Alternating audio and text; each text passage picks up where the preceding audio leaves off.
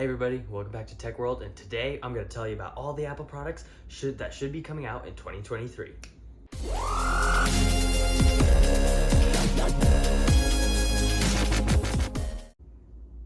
Okay, let's get started. We'll just go chronologically out throughout the year.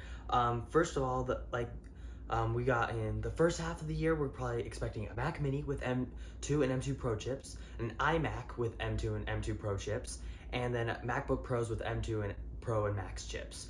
Those are the three that need to be refreshed more imminently.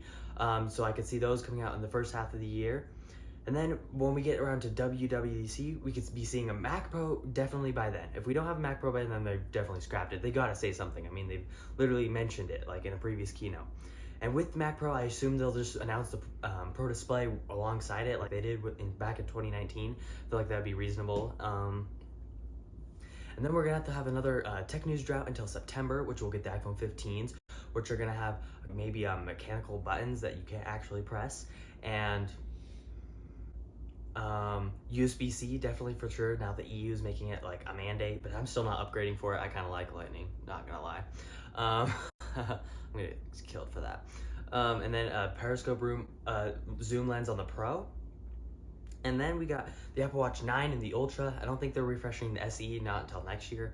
I think only things that are going to be noticeable of these ones are they're going to upgrade the chip, because I think the only reason they've upgraded the Ultra is just to give it the new chip, if the 9's getting a new chip, because it hasn't gotten a new chip in years. It has to get a new one by now. So I think both of them will just get chip upgrades.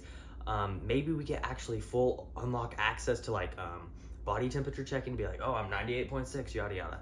So I don't know. And then AirPods Max is another one that hasn't been going to be upgraded for 3 years by then. So Apple's AirPods Pros, they upgrade those every 3 years, and then the regular AirPods, they upgrade them every 2.5 years. So I assume that we'll get some like color refresh, maybe H2 chips for those. And then we got some iPads. We got iPad 11, which everybody should probably know by now what needs to be fixed. Probably Apple Pencil 2 support. I think that's the number one. They can keep a laminated display. I get that. Like, there's so many 11-inch iPads. Laminated display is like the least of their problems.